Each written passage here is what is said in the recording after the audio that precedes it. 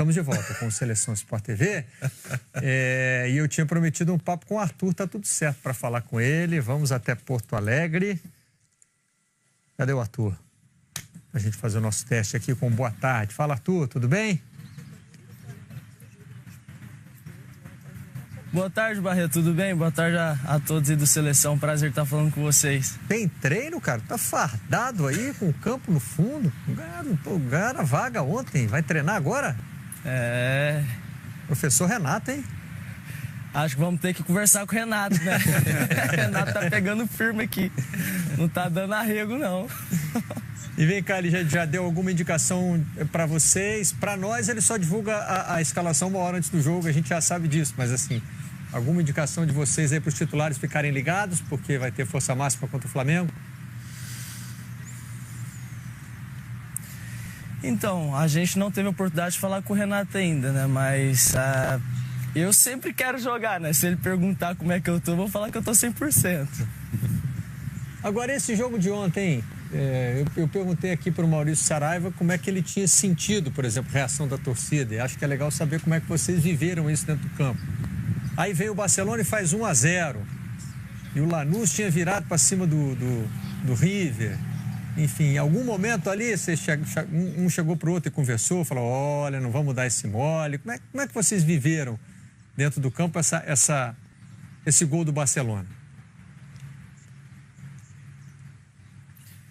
Então, a gente blindou bem nosso vestiário, né? Porque sabíamos que a torcida tinha colocado a gente já na final, por toda aquela euforia, né? Coisa de torcedor normal, mas não poderíamos cair nessa pilha, né? Porque sabíamos que tinha mais 90 minutos e o jogo do River também foi muito importante pra gente, para relembrar isso mais ainda, né? A gente conseguimos assistir o jogo do River quase todos juntos, então foi mais um alerta pra gente, né? Mas acho que a equipe suportou bem, entrou focada, isso foi o principal.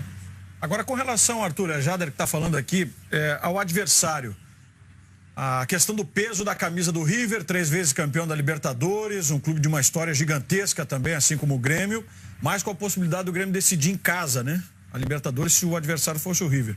Muda, o Lanús passa, conquista a vaga da maneira como foi, e o Grêmio se vê agora, então, obrigado a jogar primeiro em casa e decidir na Argentina. Conversaram já a respeito disso, o que pode mudar, até a questão também da não tradição do Lanús, que mesmo assim chega empolgado com a chance de ser pela primeira vez um campeão da Libertadores. Você já conseguiram discutir algo com relação a essas comparações?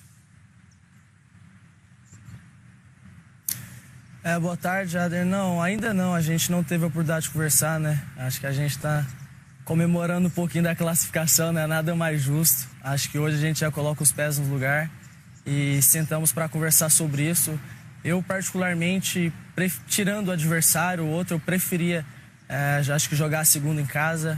Acho que o torcedor faz muita diferença para a gente, igual fez ontem, incentivou a gente os 90 minutos, foi muito importante. Mas, cara, acho que camisa, River, uma expressão enorme que a camisa tem, né? Mas o Lanús ganhou deles. Então, com certeza, é um time muito forte. Eu acho que quando entra dentro de campo, acho que a camisa não vai prevalecer tanto, mas sim os jogadores que tem do outro lado de qualidade. Mas, enfim, são 2 grandes equipes, né, que chegaram a uma final de Libertadores, então acho que vai dar o que falar essa final. Arthur, eu queria saber da sua impressão de dentro do campo, né, com essa mexida do Grêmio ontem, com a entrada do Cícero. Para você, efetivamente, o que é que mudou? O que é que alterou estrategicamente no jogo do Grêmio, um jogo do Grêmio acostumado com um time bastante ofensivo? Ontem teve um Cícero que vinha aí de 4 meses sem jogar futebol. Como é que foi a entrada dele e o que é que mudou para vocês? Então, primeiramente, dar parabéns ao Cícero, né? Pelo profissionalismo que ele teve desde quando ele chegou. Ele vem se dedicando muito na parte física, porque sabe que um jogador sem ritmo de jogo, sem estar atuando os 90 minutos, é complicado.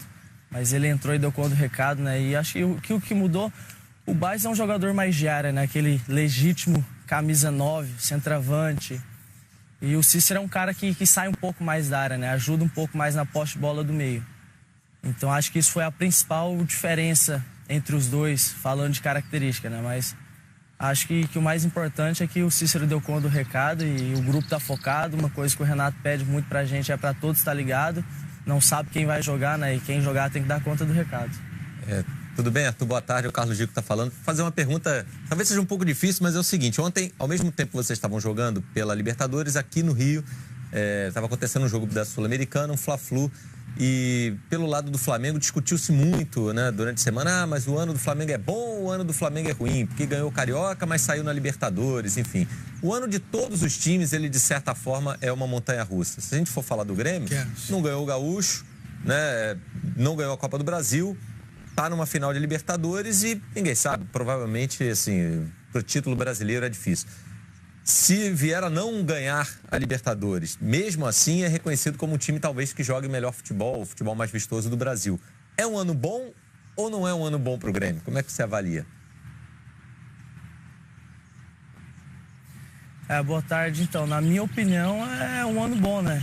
Porque a gente sabe que estávamos em 3 competições muito difíceis, né? Que era o brasileiro, a gente estava em vice do campeonato. Na Copa do Brasil chegamos a uma semifinal, que é uma coisa muito difícil também, né? E Libertadores estamos na final. Eu acho que todo o mérito à direção, que fez um grupo muito forte para conseguir jogar esses 3 campeonatos em alto nível, né? Então, e o planejamento do Renato também, constantemente conversando com a gente. Mas eu acho que é um ano bom. A gente sabe que para realmente alegrar nossos torcedores, até a gente mesmo, falta um título, né? É isso que a gente tá em busca. Mas, na verdade, acho que é um ano muito bom pra gente, mas a gente sabe, né? Que aquela cerejinha do bolo que falta vai ser o título. Tem 2 cerejinhas aí, Que né? cereja, né? Pode ser 2, né? Se ganha uma, tá direito a jogar uma segunda ainda, né? Ainda tem isso. Ainda tem isso. As férias podem ficar um pouco mais à frente. Pode pintar um Cristiano Ronaldo no caminho. Pensou, hein? Aliás, falar em já pensou, hein? Eu trocaria, viu? Eu quero adiar essas férias, hein? Vai ter, se isso acontecer, vai ter um momento de decidir quem pega o Modric e quem pega o Toni Kroos, Arthur. Alguma preferência, não? Deixa pra depois, né? Imagina a dúvida. Olha pra um lado, Kroos. Olha pro outro, Modric. Meu Deus do céu. Melhor primeiro pensar no Acosta, que é bom jogador, o Sancho, que dá trabalho. Deixa pra decidir isso depois, se der tudo certo, né? Tem pergunta lá em São Paulo. Fala, Massini. Posso ir, André? Deve. Então vamos lá. Eu queria saber do Arthur o que ele já conhece do Lanús.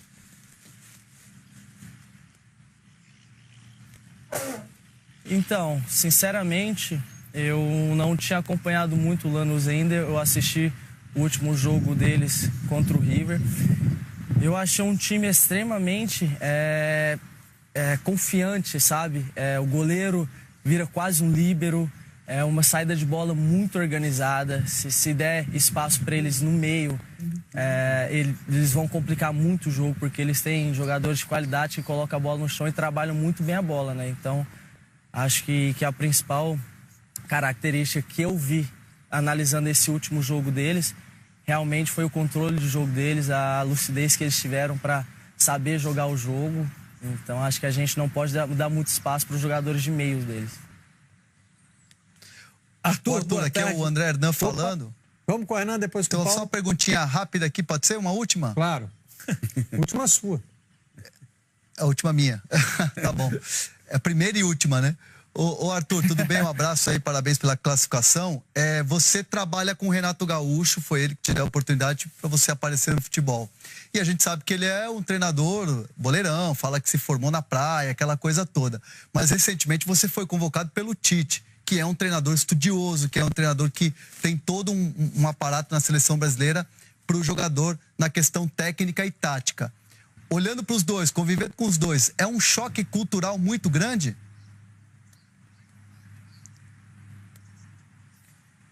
Então, com certeza cada treinador tem sua característica, né? Tem sua preferência por estilo de jogo.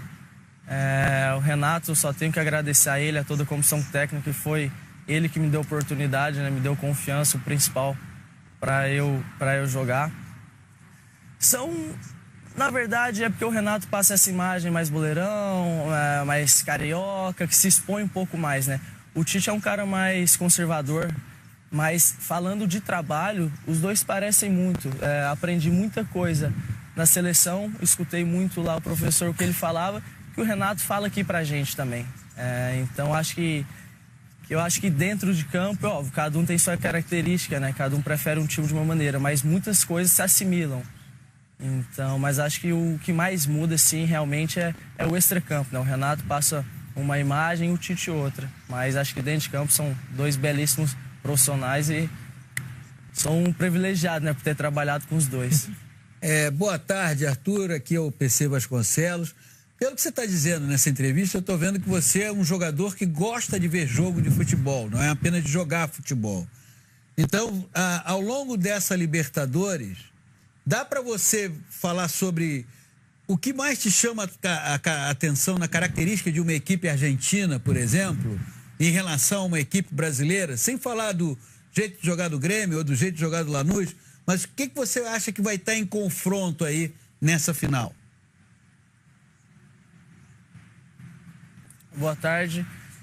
Então, vendo de fora, né, e lá dentro também jogando contra uma equipe argentina, eu acho que a pegada deles, aquela malandragem, né, aquela catimba que todo argentino tem, eu acho que é uma coisa que me surpreendeu bastante, né? Até então não tinha visto jogando apenas contra times brasileiros. São jogadores que estão ligados os 90 minutos e isso é muito importante, né? A gente tem exemplo aqui, o Kahneman, que quando desliga um pouquinho o jogo, ele já, vamos, acorda, vamos lá. Então acho que é uma característica muito forte deles, tá ligado os 90 minutos. E sem falar a pegada argentina, né? Que é um pouco mais junta, mais ríspida, assim. Então acho que isso é a principal característica que eu achei. Arthur, muito obrigado pela participação no Seleção Sport TV. Já que você tem treino, ainda tem que te liberar. Arrumar problema com o Renato, caixinha, né? A essa altura do campeonato, pagar caixinha, essas coisas, né? Valeu, Arthur. O papo tá bom, mas o Renato vai me puxar a orelha se eu não voltar. Valeu. Obrigado, Arthur. E o Renato, engraçado, né? Valeu, grande abraço. Obrigado. Um abração. Tinha toda aquela fama de polêmico como jogador e tal, os óculos escuros, o carro conversível vermelho, o cabelão, e chegava na hora para treinar. Não tinha um histórico assim de indisciplina, de não ir, de não sei. Eu não me lembro. Despertador, não, né? Não, e se tivesse problema, ele falava, eu vou lá e resolvo. E resolvia. Esse, inclusive, é um dos argumentos que ele usa para os jogadores dele na atualidade. Agora, é interessante quando você conversa com um jogador que gosta de ver futebol. Nem sempre o jogador gosta de ver futebol, agora jogar futebol, entrar em campo, jogar, coisa e tal. Você assiste jogo de futebol? Eu não, acho aquilo chato para burro. Não tenho paciência para ficar ali, né? E o Arthur, pelo visto, é um cara que gosta de ver futebol, de olhar como um time se comporta, como outro time atua. Interessante. A maturidade desse menino chama a atenção, né? E observou bem. Demais. Apesar de ter visto pouco lá no jogar, como ele mesmo admitiu, teve um bom poder de observação, que realmente chama a atenção essa organização do Lanús, um time que, precisando de 4 gols, não se desorganizou, não foi desesperado. Que é uma característica, Macene, é uma característica dessas equipes. E não é uma característica comum das equipes brasileiras. As equipes brasileiras se desorganizam com muita facilidade quando o placar não é favorável, entendeu? O desespero bate com muita rapidez. Entende? Aí de uma hora o sujeito está trocando, dando chutão para frente, aquilo tudo foi combinado, abre-se mão, porque enquanto que uma equipe argentina... Você vê a história do Lanús. O Lanús estava perdendo para o São Lourenço, perdeu o primeiro jogo para o River.